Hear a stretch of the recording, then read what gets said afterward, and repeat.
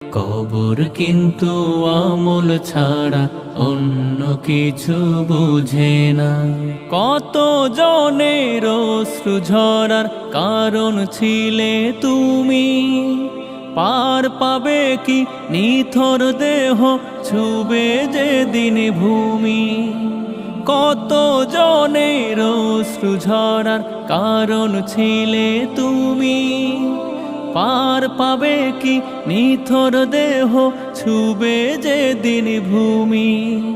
কেঁদে তখন লাভ কি হবে, কেঁদে তখন লাভ কি হবে, সময় থাকতে কাঁদো না।